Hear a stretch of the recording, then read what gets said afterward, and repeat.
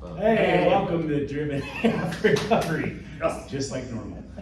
It's been a while. We're back. There was a lot of shit going on in my life and several of ours, and we apologize for our absence. Still is, but we're irresponsibility to the community, but we're back. So, Maddie, Cruz, Josh, Steve.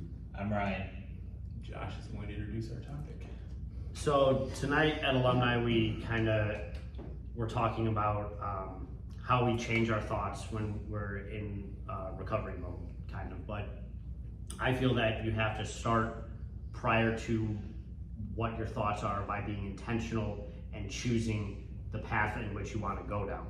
So say that you're trying to go back to school for a culinary degree, you have to map that out, and every choice that you make is going to lead into the thoughts that you have of what you're going to believe and value to get you to the point of becoming successful in school, and then later on, being a cook and then a chef, owning your own restaurant, and however that falls.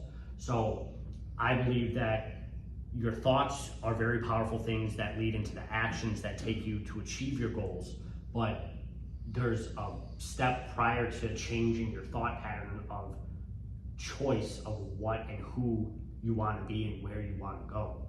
And so I kind of wanted to hear your guys' thoughts on what choices that you've made to change your thinking to get you to the points that you are, and what you're continuously doing to take you to the points of where you want to be. Doc talks a lot about free will. Yeah. Which I took very seriously in the fact that I had freedom of choice to choose the shitty lifestyle I've been living or choose something else. But that made sense to me. So I set about, all right, what am I trying to do? Which earlier on was not at all what I'm doing now, but doing that shit right set me up to be where I'm at now. Yeah. So it was just, I was going back to iron working. I wanted to be reliable, on time, be there every day. Like the things I hadn't been doing right the last couple of years of my shit. And I got back into school, did that week one because it was just something I always wanted to do and never taken the steps. But all this shit was intentional, like you said. Like I want to build certain things in my life, and this is what it's going to be. And I'm not going to allow distraction to that. So I went into lifting. Lifting's always been a steady in my life, my whole fucking life, 35 years of it. What? I couldn't tell. So that went without saying. I was going to continue that because it's good for me. I had to learn how to do it without shooting cocaine first, but I did. That was my pre-workout. Little giggle, but it's true, unfortunately. Nonetheless, I'm doing all those things right, and then volunteering to do groups here because I was just laid off and fuck, I should do something productive with my time instead of sitting here playing fucking Madden like I used to do when I was high. That choice. So I got the intentional choice. I asked Doc, and he was like, "All right, fuck it, why not? Come on." So I did, and that led me down a path of opening gyms, getting a commercial gym, getting into this shit, and I love everything about my life now. But it started with intentional choices to start moving in a direction that was fucking upward trajectory instead of fucking spiraling. Yeah. I don't know if that's what you're asking, but No, that was perfect. And you touched on a point that I was hoping would get brought up, but once you start making the choices to become of who and where you want to be, or what you think you want to be, life is still going to happen regardless of what we do, right? And it's going to throw us curveballs in negative directions, but it can also throw us curveballs in positive directions that we didn't see coming.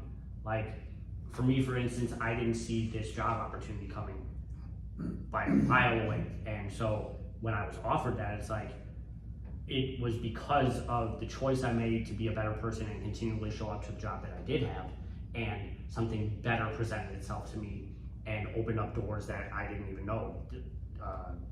Doing groups now, and then enrolling in school, going towards my CADC, and I assume, because it's what has happened thus far, more doors are just going to keep opening up that I didn't even know were there.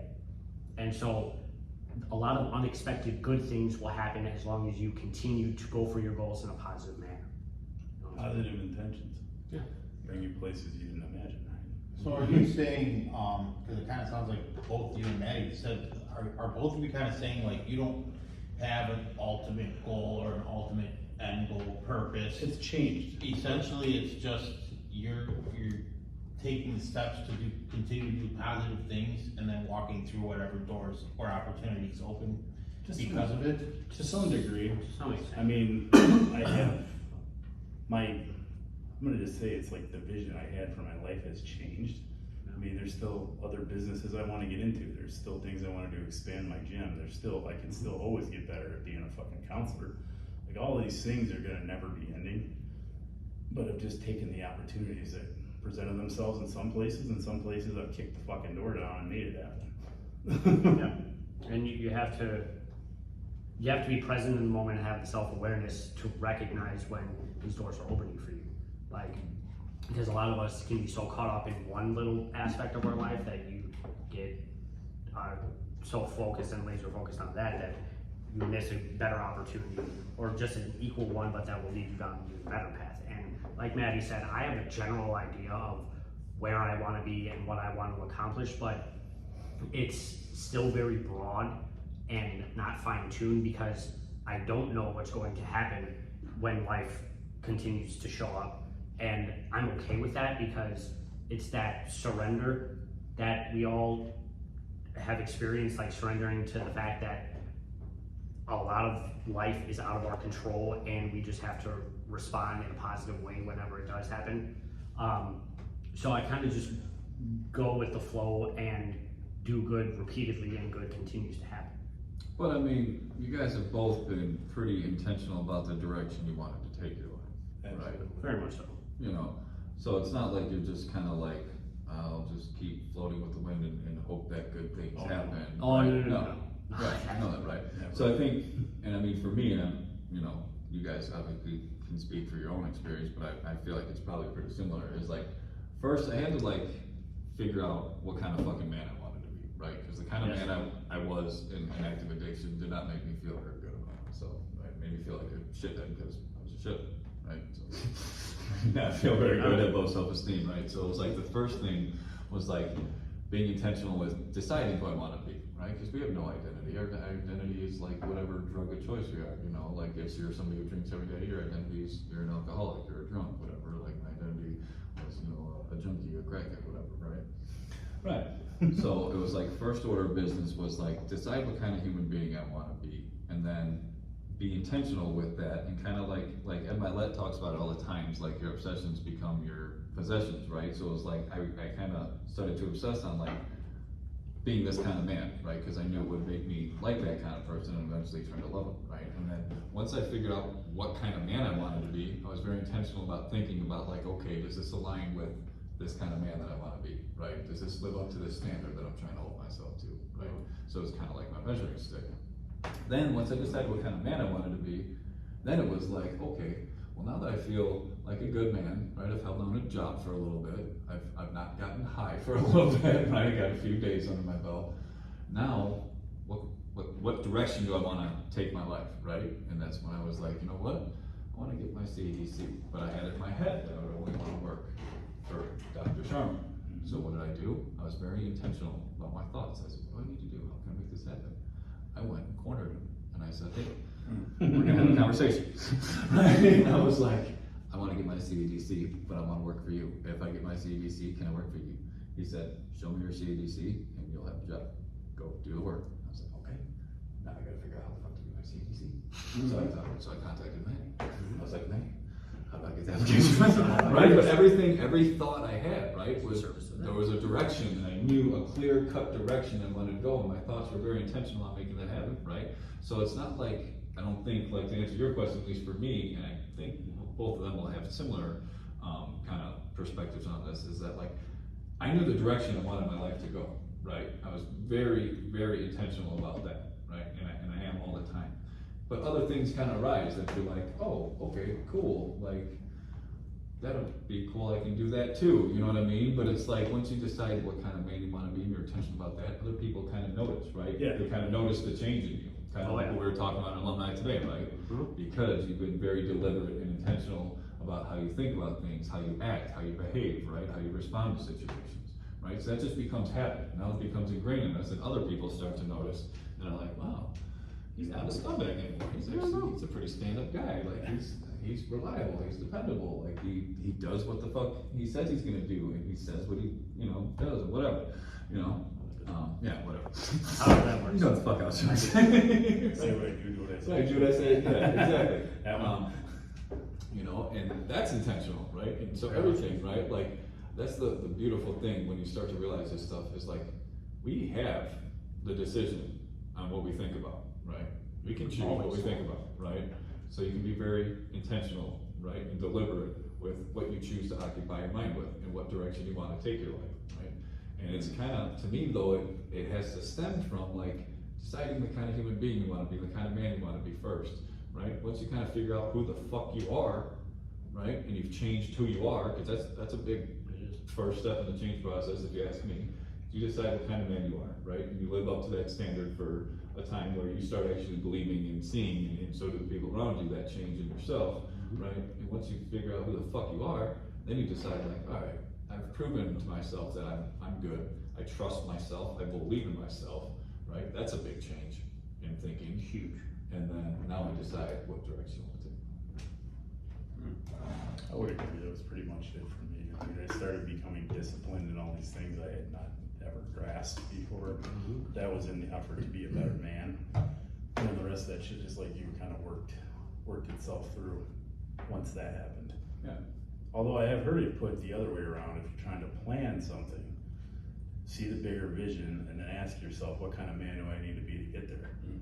Not the way I did it, but that's sometimes that's the tack I take with clients, depending on who they are and how. Like what kind of man is it gonna take to Like, get where do you wanna go, and then once I get that answer, it's like, all right, well, what kind of man do you need to be to get there? Just do that first. Yeah. So it can go either way. I was gonna say. I did it like you did. With a lot of things, there's more than one, you know, Yeah. like we talk about with recovery, there's more than one way to do Right. shit, right? And I mean, that made sense to me when I heard it, but it was recently, and I'm like, wow, that Yeah. makes sense. it does make sense. Now I've done it, but Right. No, I it can't worked. work for people. It worked the other way too. I could definitely see that working, but yeah, it's definitely not, you know, I don't know, I guess I just hadn't looked at it like that, and it was to me like, I don't know, like I said, kind of talking about when, you know, you brought up the possible topic earlier, I was like, I was at a point where I don't think I could fathom like a vision. Like, my vision was like, how the fuck do I make it to graduation? Well, I think from that's court?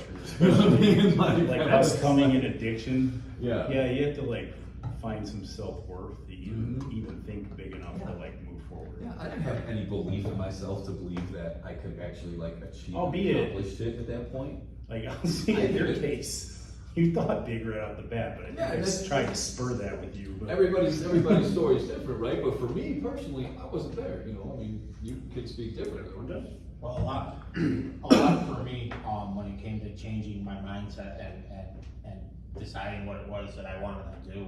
It didn't happen until there was a major breakthrough for me, because when I first came into ECS, I couldn't even look in the mirror, like literally. That was one of the groups that we had where you had to look in the mirror and say something to yourself. Mirror exercise.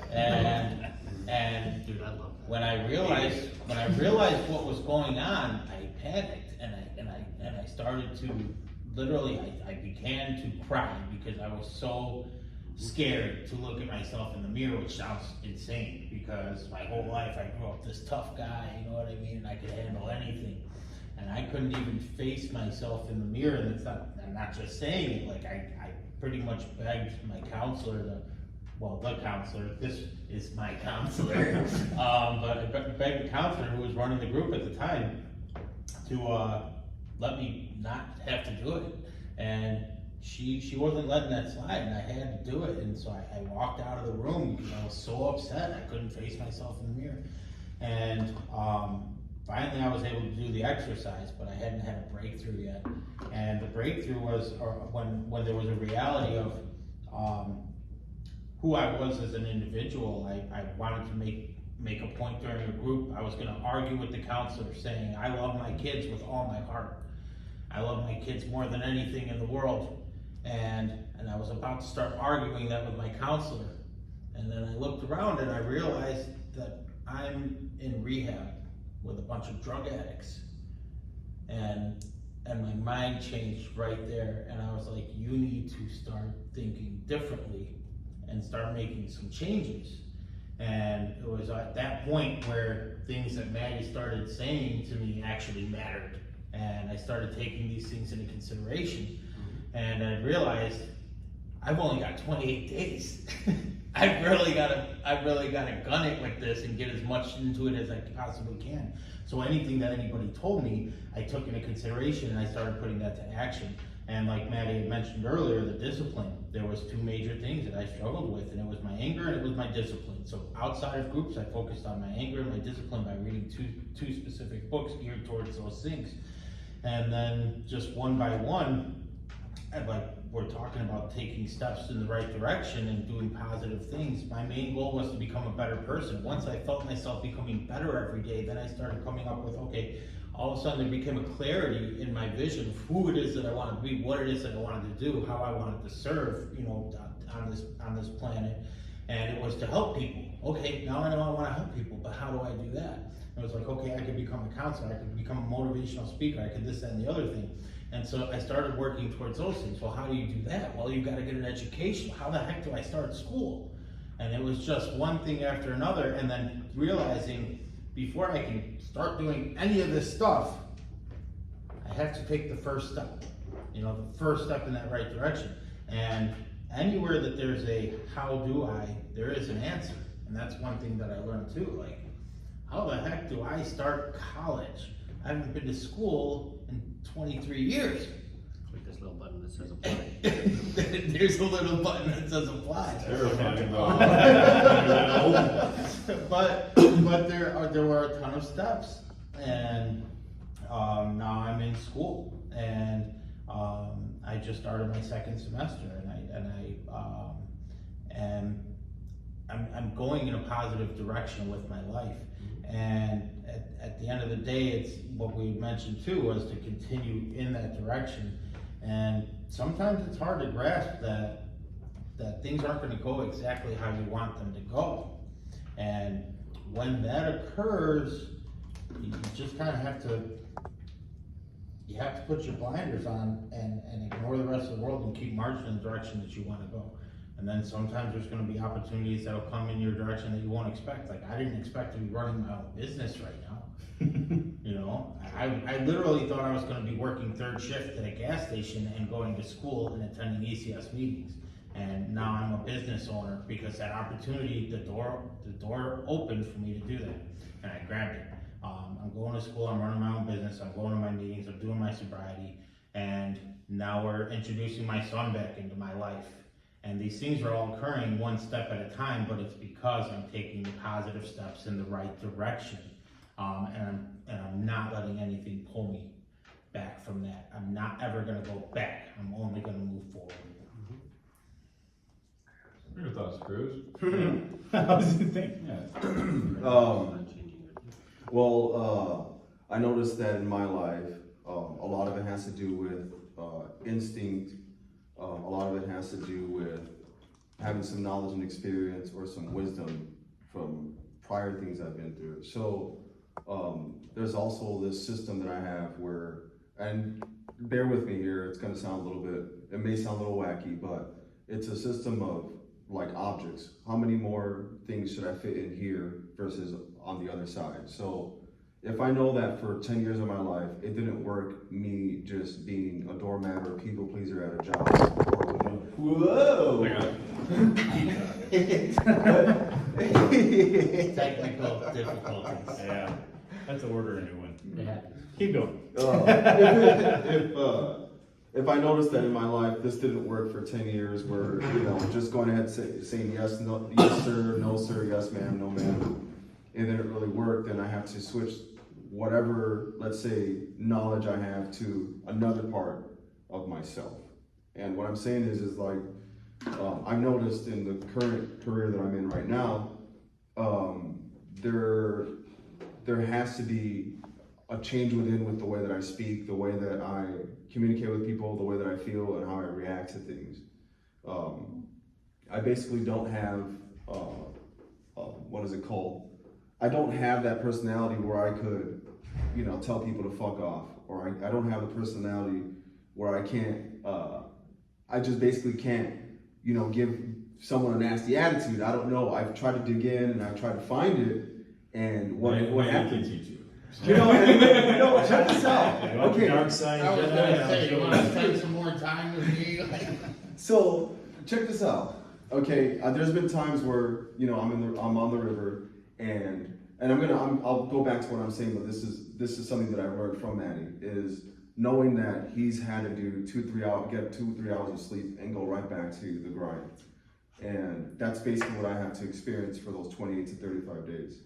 And nothing, like I can sit there and be like, well, yeah, Cruz or Jacob, you got this, you just keep on doing it. But eventually the mind gets tired, the body gets tired, and it starts to tell it, hey, you know what, you need to slow down, whatever, which is totally fine. But at the same time, it's like, well, you know what, how about I continue to dig and figure out how much further I can go? And sure enough, the tiredness, the mental tiredness, the physical tiredness starts to go away.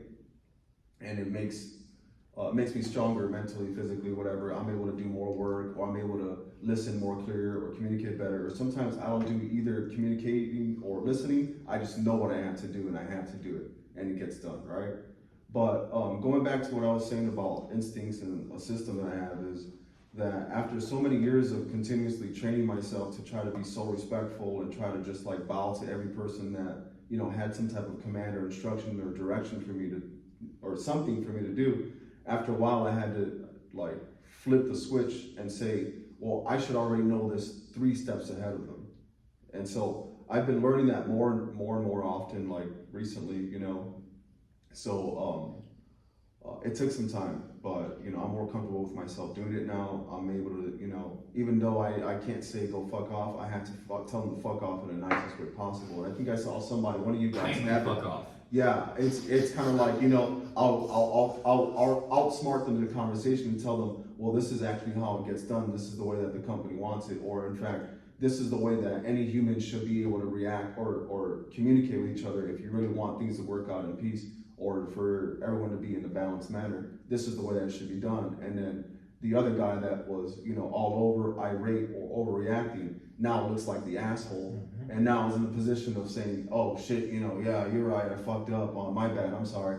And it's like, no problem, you're good, we all go through this type of shit. And Right, it just really, makes you're like, checkmate, motherfucker. Right, exactly. Man, dude, I've had to go through a lot of that shit, but I just wanted to add one more thing to that, and yeah, I totally agree. That's kind of what happens in my mind. I keep a score. I have to keep a score, because at the end of the day, it is a competitive thing and it is a battle, because a lot of people are trying to get to the top of this food chain thing, and it's not going to work for a guy who's always just going to bow to everyone's instructions and decisions. I have to make my own. You know what I mean? And that's what's giving me that position of being a leader now.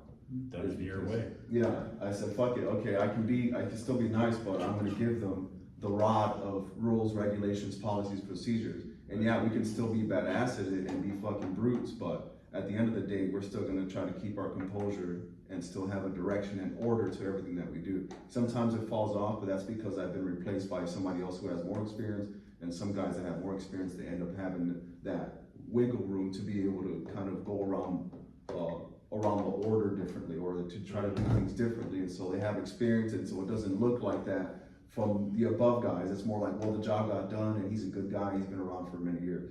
But I learned from those guys too. Now, there is one thing that I wanted to mention, and I'll conclude with this, is that I could never really imagine myself having, like, as a child, I always wanted to do a bunch of different things, but I was trying to figure out what would be the thing that would make me the most happiest, So the basics were there. I always needed that thing, my father and my mother's words, you have to be a good man, you have to be a man who keeps his health good, you have to be a man that can be able to keep a good relationship with friends, family, and a girl. Then you have to be able to clean up, you have to be able to go to work, and you have to be able to, support people as much as you can, but you should never really bow to them, right? Even though that did end up something's interfered with me to the point where I ended up giving myself up so much. But those basics were there. The only thing is that, like you guys had mentioned a few minutes ago, I needed to see the big picture, and I needed to figure out exactly what it would take to be that specific man. And it took me so many fucking years to figure it out, but after a while, I realized being in a relationship was not gonna make me that man. Okay, and I could have a girl by my side, great, but that was not gonna end up making me that, let's say, it's not gonna make me a marine engineer. You know what I'm saying? What's gonna make me a marine engineer is knowing all the steps, instructions, the things that they want me to get, the certifications, all of the things that they want me to do to qualify for that specific job, all the classes I need to take to qualify for that. That's what was gonna make me that, besides me already having the charge, the energy, the focus, the concentration to do that. So I just wanted to say that, you know, I think that after some time, you know, taking a lot of years of my life using like drugs and alcohol and shit like that, it was definitely an excuse to not have to become that man and follow into the big picture. I wanted to escape from it. I didn't want it. At the end of the day, I really just wanted to destroy myself and you know, add people to the list of my destruction so that people could feel bad for me and be like, well, I'm destroyed because he's destroyed and it's because I did something to him, type of bullshit. Anyways, that's another long story, but I hope that I was able to give. Yeah. For the record, you guys know that cruise works 6 on and 6 off, right? Yeah. 6 on and 6 off, right? So he works for 6 hours, then he's off for 6 hours. So it's like, think about like how long it takes to fall asleep, right? You get 34 hours of sleep, then you're waking back up, or you probably want to eat because you're probably fucking starving. Dude, you're a beast, bro. Yeah. 6 on, 6 off, 6 on, 6 off, 6 on, 6 off. The whole time you're on the ship, right? A month or more. No, that was the part where I was saying that. I didn't mean to interrupt you, but No, I'm just that saying, was- bro, you're a fucking beast, man. I'd probably be freaking out on people left and right because I ain't got a solid 6 hours of sleep in fucking a month. it's literally, it's 3 things. This is gonna be real honest, and trust me, I'm not trying to fucking kiss anyone's ass, but these are the 3 things. It is my future, my faith, 4 things. My family, and I swear to God, what I had mentioned a few minutes ago was the fact that I knew that if Maddie was doing it, I strongly felt like I believed I could do it. There were times where I would feel like there was a Maddie specter above my shoulder. I swear, I'm not exaggerating. Yeah, literally, it's, like watching me and kind of telling me Well, that one if I man can can do, another man I can can do. do it. You know, you can do it. And so there were so many hours where I was just, so I turned every single thing I did on the tools or whenever I was tightening a winch or tightening a ratchet, I turned it into a workout. Because this boat didn't have a really big gym. It had only 2 dumbbells. I took those dumbbells. Yeah, I took them. I didn't mind. Yes. I put them in my room. Yeah, there were no dumbbells left. There was a broken Reebok machine. There was only plates left, but no fucking bars. So I took the old school gym dumbbells that are 30 pounds, and I just took in my room. I did everything I can with them, laying down or sitting down, standing up.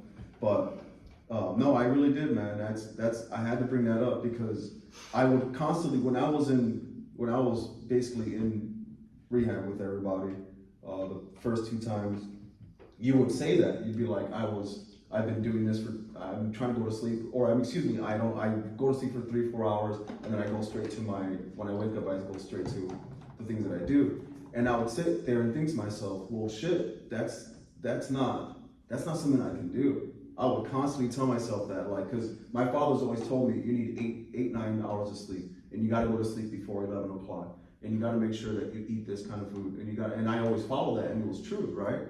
Then I was like, well, shit, I'm fucking 30 years old. I can't always be living what I did with my parents when I was younger. So I need to make a new routine to get what I want. And so that's when I realized that 6 on, 6 off don't mean shit. Like it eventually turned into 2.5 hours of sleep and the 1 hour of trying to eat and shower, and then 30 minutes of at least some type of outside entertainment. Right. You know what I mean? And So then you're not just cleaning, work, sleep, right?